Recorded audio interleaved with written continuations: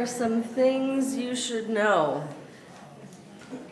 First of all, be sure to check the back of your bulletin for announcements about things that are happening this week.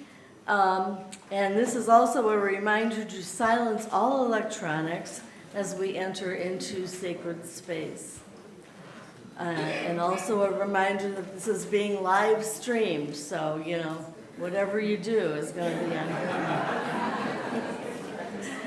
Please save the date, April 11th, for a professional play reading here in the sanctuary. The play is Building the Wall, a gripping 90-minute drama by Pulitzer Prize-winning playwright Robert Schenken. Written in 2017 amid national debate on immigration and border security, the two-character play imagines a near-future America and a crisis inside a private immigrant detention facility. Blending fact and fiction, it explores personal responsibility and the consequences of political choices, issues that remain strikingly relevant today. There will be a Good Friday service at 5 p.m. this Friday, April 3rd. And please stay after the service for the annual meeting. And as you know, we need to have a quorum, so it's important to have as many people here as possible. So that will happen right after the service. And I've been asked to mention that Steve Simon's Sage Circle meets Wednesday at 10.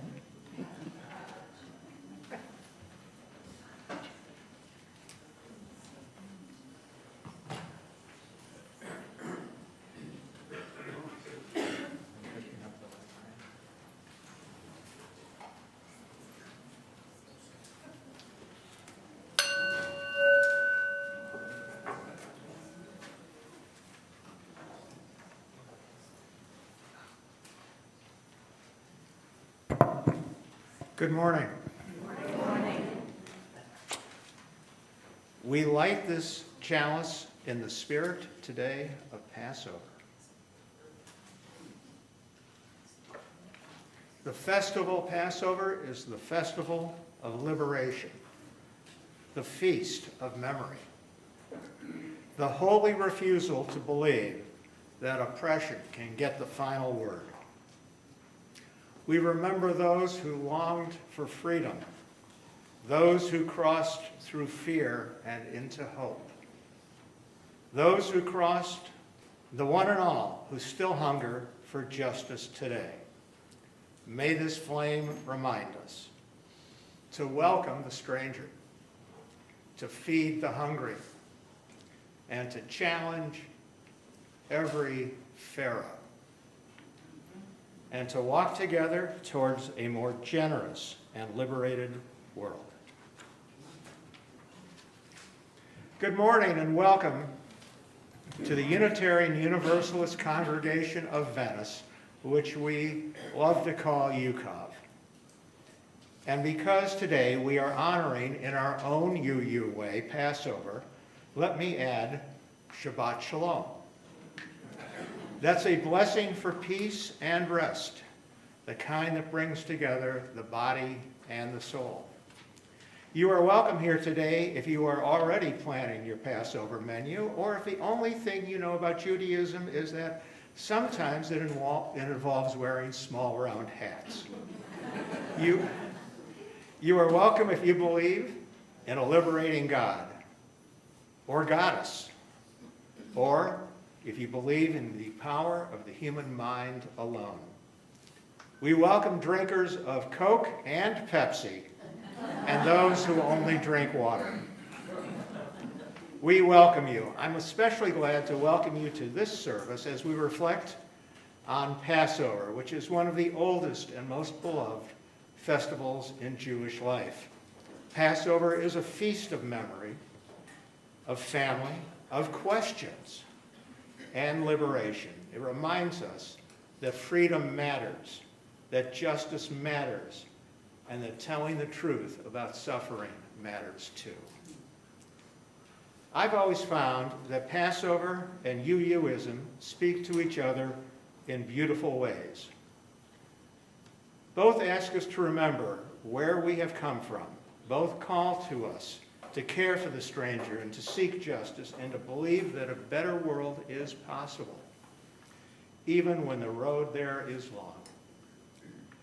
This morning, wherever you come from, whatever your background, and whatever story you carry, you are welcome here. Whether Passover is part of your heritage or something new to you, may this time together open our hearts, deepen our understanding, and remind us that the journey towards freedom is never only for some of us, it is for all of us.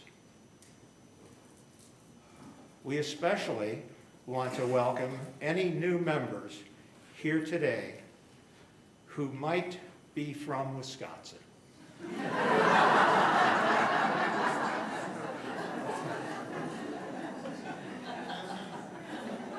Welcome all. We are glad that you are here.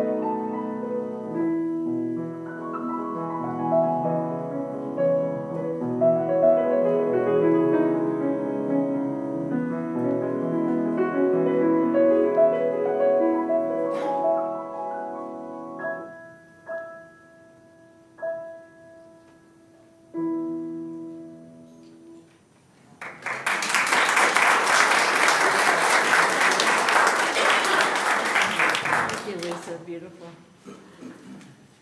Your eyes do not deceive you, and I hate to disappoint you, but I am not the Dr. Reverend, or however you said that, Reverend Dr. Amy Petrie Shaw. Amy is taking a little more time to recuperate, although she's doing well, and so I'm filling in for her best I can today. We gather today in the season of Passover, this ancient Jewish feast of liberation, memory, and holy questioning. Passover is a religious story, a family story, a table story, a food story, and of course, a story in which somebody asks at least 4 questions and at least one person has a strong opinion about how the meal is being done wrong. That too is tradition. Passover reminds us that freedom matters. It reminds us that oppression is real, that liberation is costly, and that remembering who we are is part of how we keep going. It is a story of people moving from constriction to possibility, from pain to promise, from what held them captive toward what might yet set them free. The Hebrew name for Egypt, Mitzrayim, can be understood as the narrow place. And all of us know something about narrow places. Bodies can become narrow places. Fear can become a narrow place. Grief can be a narrow place. Fear can become a narrow place. And and nations can become narrow places. Even our own hearts can become narrowed by exhaustion, resentment, or despair. And yet the old story says this is not the end of the story.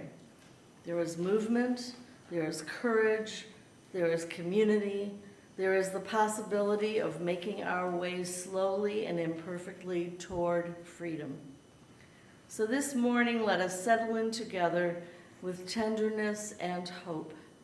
Let us bring our whole selves, joyful selves, tired selves, skeptical selves, healing selves, and hungry selves. Let us bring our questions. Passover would expect nothing less.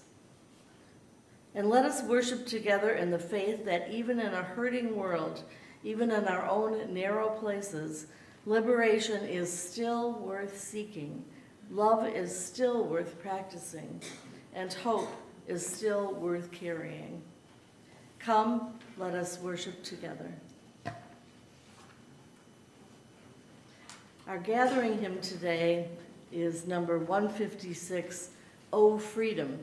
Please rise in body or spirit and join in singing our opening hymn.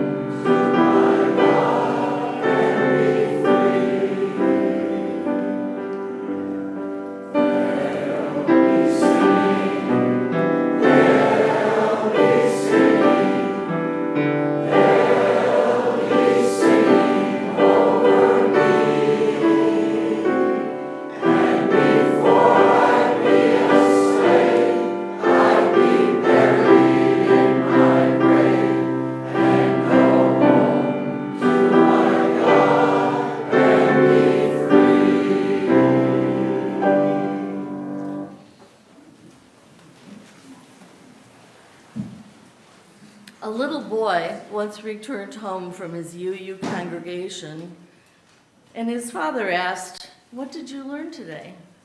He answered, "The Reverend told us how Moses led the children of Israel out of Egypt."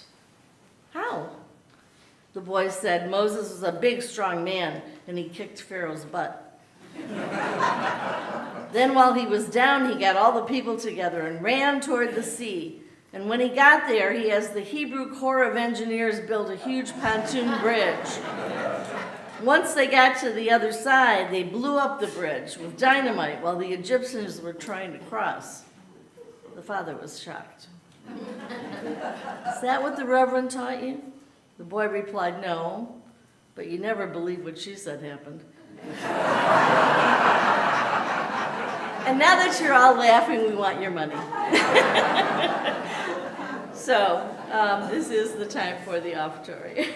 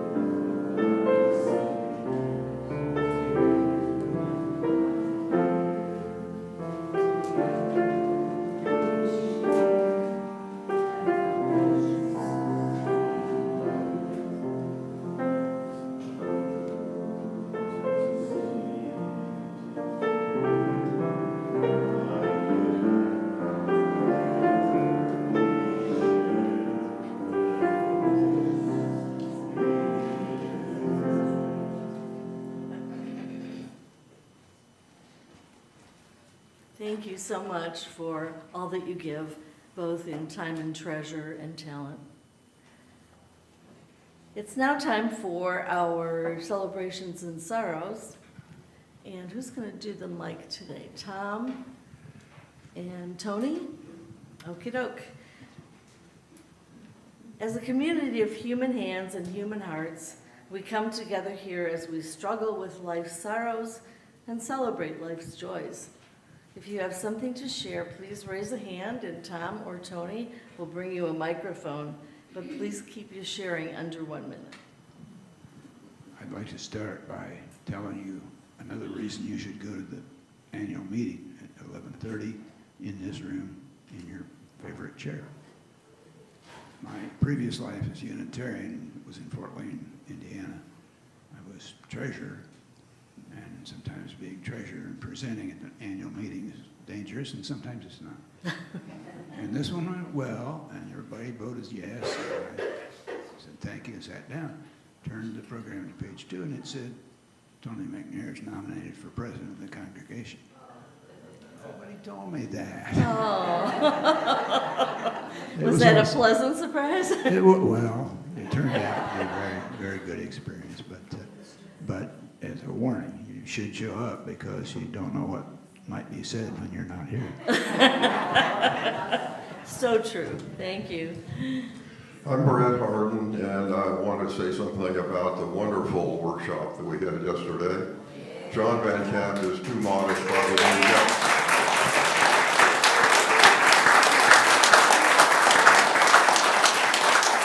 He should say something too, but I have a reason for doing it today. It was a real smorgasbord. People have been involved in social justice things for many years. There were so many wonderful groups there, and meeting them and talking to them was one of the valuable experiences of it.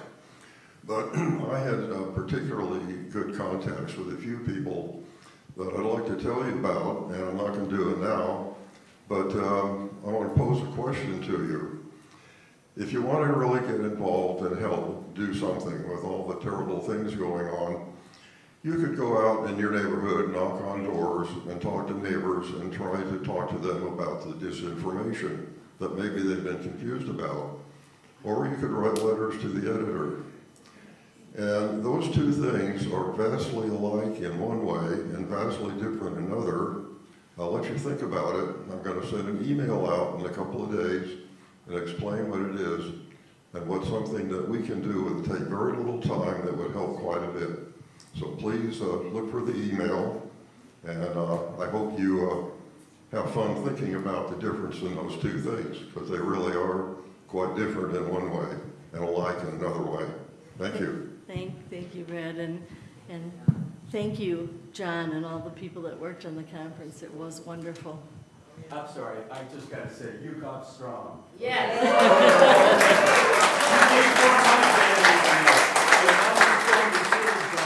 Individually you did, you volunteered, you showed up, thank you. Well done. I just want, oh, Jean, please, Jean, it's your turn, please. Another Jean. Mine's just a real quick one. Next week being Easter Sunday, we're looking forward to having you here. Of course, we'll have a beautiful spread on the refreshments table. But next week is the first Sunday of the month and normally our birthday Sunday. So if you have a birthday in April, we'll be celebrating it the next week. Thank you. I wanted to share that I borrowed this book from Amy, Money, Lies, and God. It's by Catherine Stewart, who was the keynote speaker at the social justice meeting yesterday. When I returned it to her, she said, let's move it along. So it will be out on the table in the lanai for anybody who'd like to read it. And then I think it'll end up in the library per Cathay's suggestion. The part that's meaningful is that after elucidating all the ways that she researched this subject, and it seriously, she was genuine in going to meetings, speeches, conferences by the people who could be worrisome to those of us who want democracy to remain strong. So what she's talking about is what she observed and heard. At the end of the book, she takes the time to be very genuine about the way forward. It'll be outside on the table. And she too was a wonderful speaker yesterday at the conference. Anyone else have a joy or sorrow? I'm Nancy Manali-Scanlon, and a lot of you know that for the last year and a half, my husband has been struggling mightily with health issues. The worst part being that he has no diagnosis. But on Good Friday this week, we're hoping it's really a Good Friday because we're flying up to Boston. He has an appointment with Mass General, and we're hoping that he's finally going to find out what this is and that they can give him some kind of a treatment plan. I wanted to share that with you, and I also, my second joy is being part of this incredible community. You have all been so supportive through what has been the worst time of our life, so thank you very much. Thank you, Nancy. Yeah, we wish him well.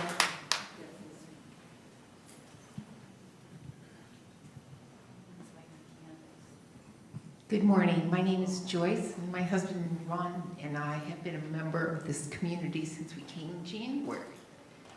I didn't realize I'd have tears.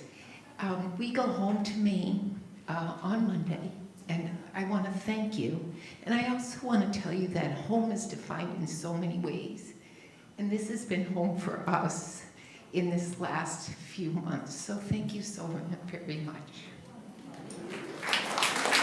Thank you, Joyce. Anybody else? Okay.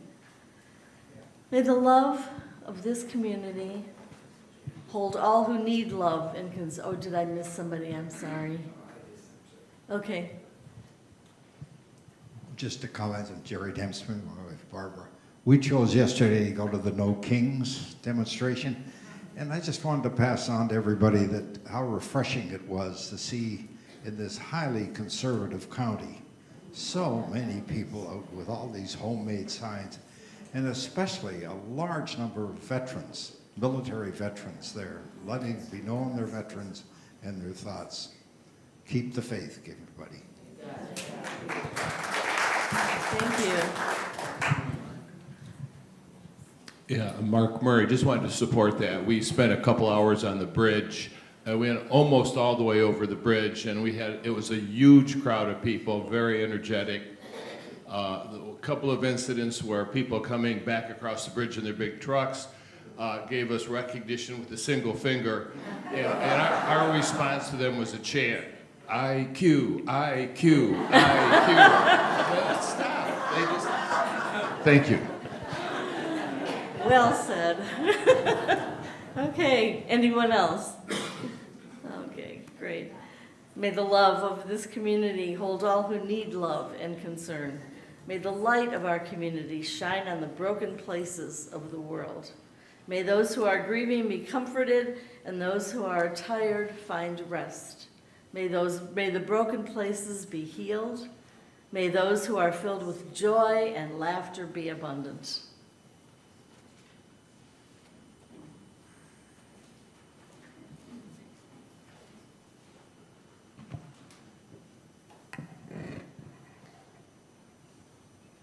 I just want to say those stories were wonderful to hear.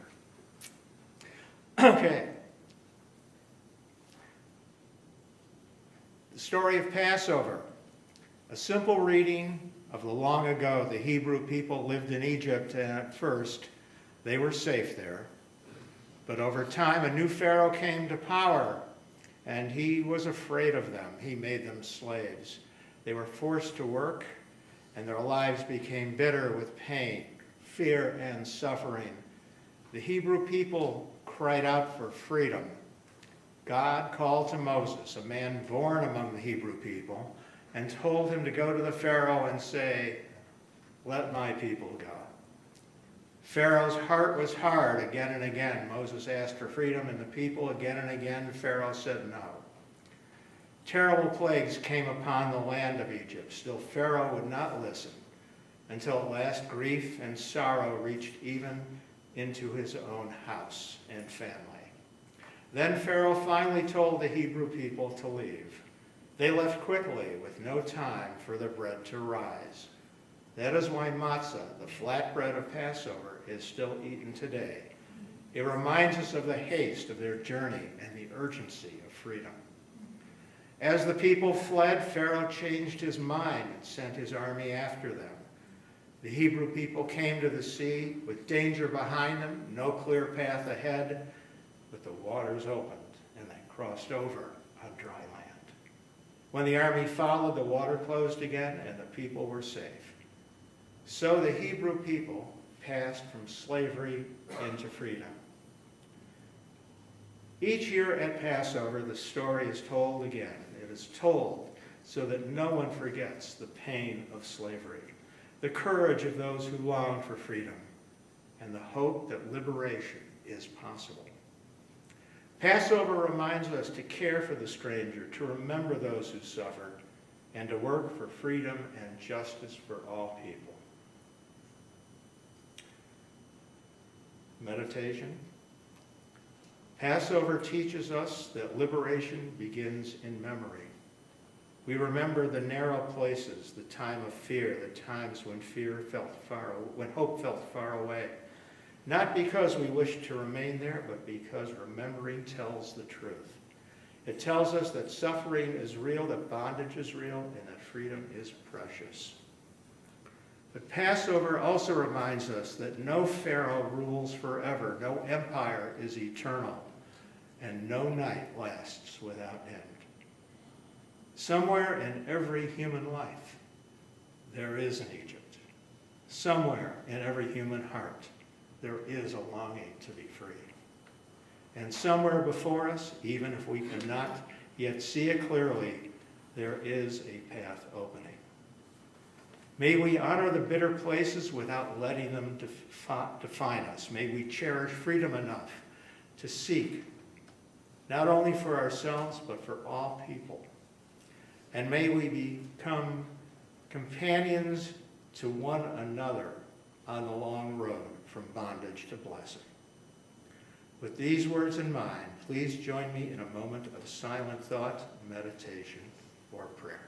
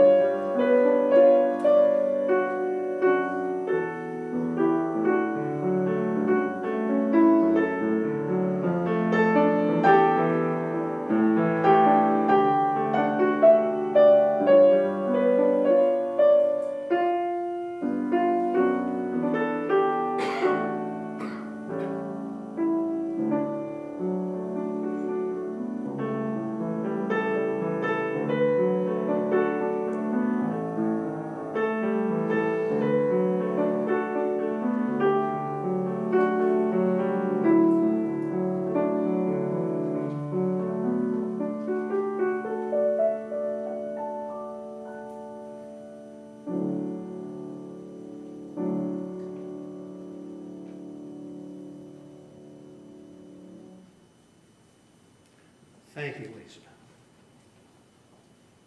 They thought they were safe that spring night when they daubed the doorways with sacrificial blood. To be sure, the angel of death passed them over, but for what? 40 years in the desert, without a home, without a bed, following new laws to an unknown land.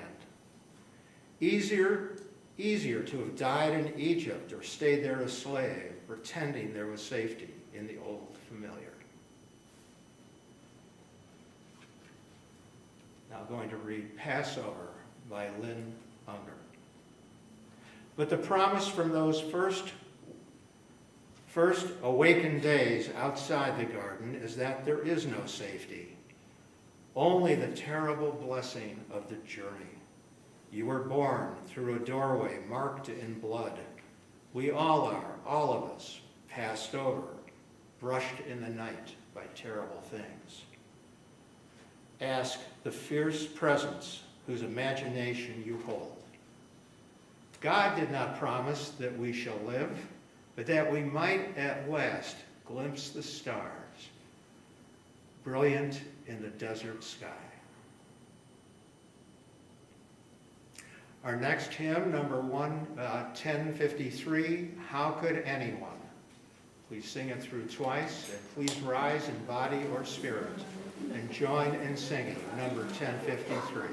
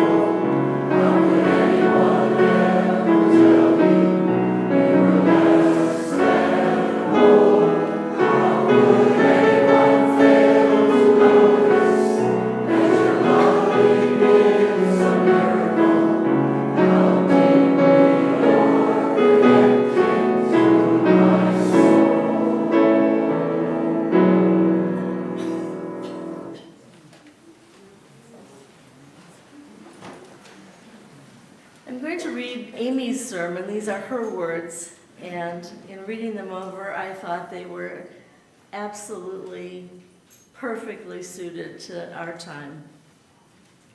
I will try to do them justice. Her sermon is entitled Liberation's Feast, a celebration of becoming free. Passover is one of the oldest liberation feasts in human history. For thousands of years, Jewish families have gathered around tables, told an old story about the trip to freedom, asked ritual questions, tasted bitter herbs, and remembered what it means to leave slavery behind.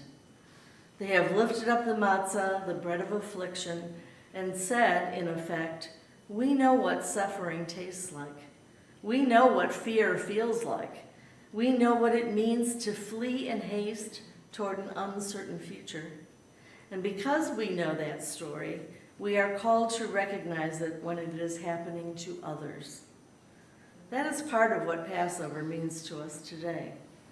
Not that we are in our ancient Hebrews escaping Pharaoh's Egypt in any literal sense, not that every hardship is the same as every other hardship, but that old story still speaks because tyranny still exists. Hard hearts still rule, and human beings still cry out for freedom. And the cry for freedom is never only about the past.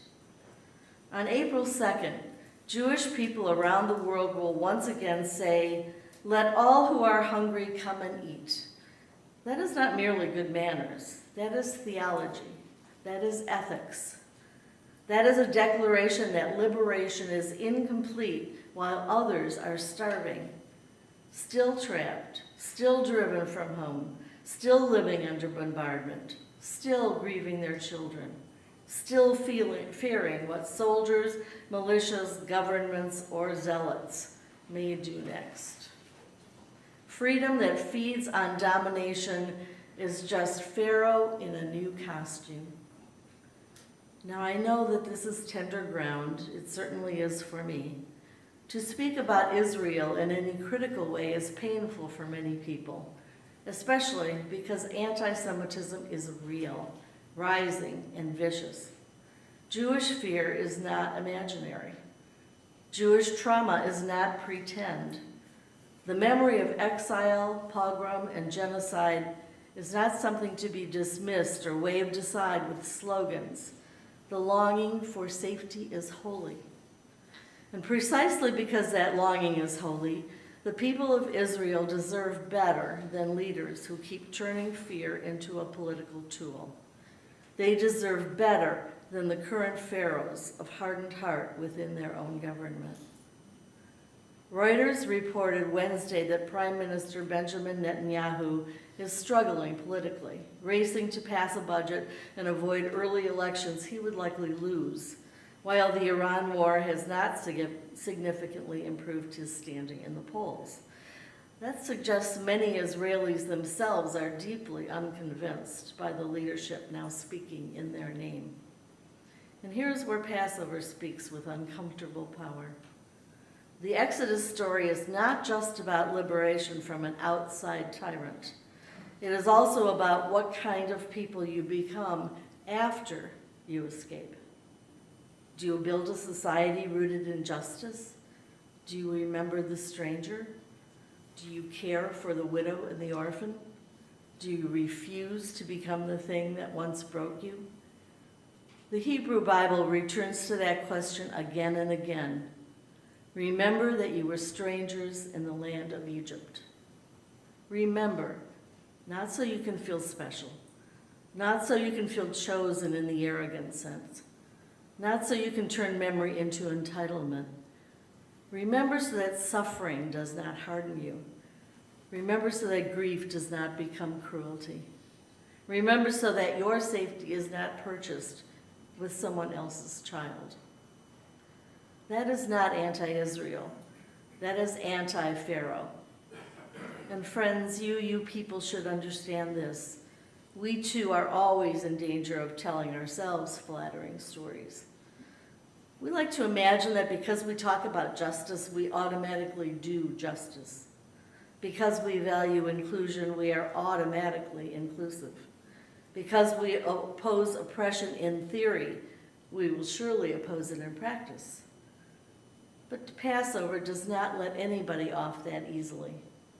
Passover says, look at your table. Who is missing? Look at your city. Who is hungry? Look at your nation. Who is caged? Look at your theology. Who does it excuse you from loving?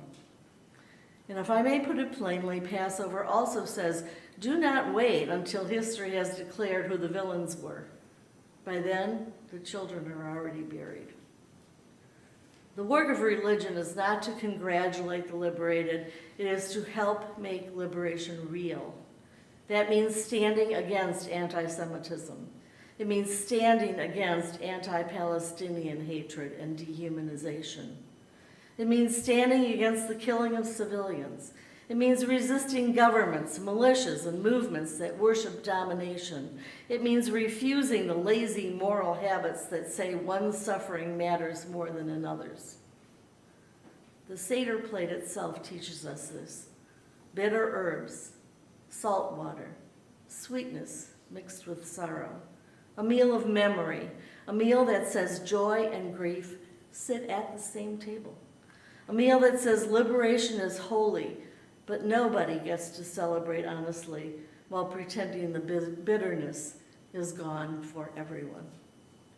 And maybe that is part of what Passover means for us too, that real religion does not anesthetize us, it sensitizes us.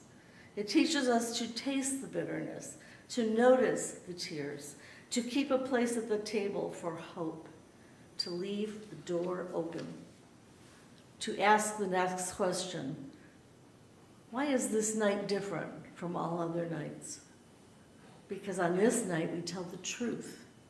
Because on this night we remember that empires are not eternal. Because on this night we confess that the line between the liberated and the oppressor is thinner than we would like. Because on this night we renew our vow not to serve Pharaoh, no matter what flag Pharaoh waves. And who is Pharaoh now? Pharaoh is any ruler with a hard heart. Pharaoh is any government that cannot hear the cries of mothers. Pharaoh is any movement that teaches children to hate. Pharaoh is any theology that blesses domination. Pharaoh is the voice that says peace is weakness, mercy is naive, and only force is real. But Passover says otherwise. Passover says the sea can part, the slaves can walk free. Tyrants do fall, Passover says history is not finished. Passover says liberation begins in memory, but it must end in justice. So may we celebrate Passover not as spectators of an old miracle, but as participants in the unfinished work of freedom. May the people of Israel be freed from fear, from violence, and from the hard-hearted leaders who would make endless war their future. May Palestinians be freed from siege, devastation, displacement, and death. May the people of Iran be freed from repression, terror, and the machinery of authoritarian power. May all who sit under the shadow of rockets, armies, prisons, and ruin find a way toward life. May we find a way to part the waters before us and others and go together into the freedom land. May we become people who remember Egypt well enough that we do not build it again. Amen.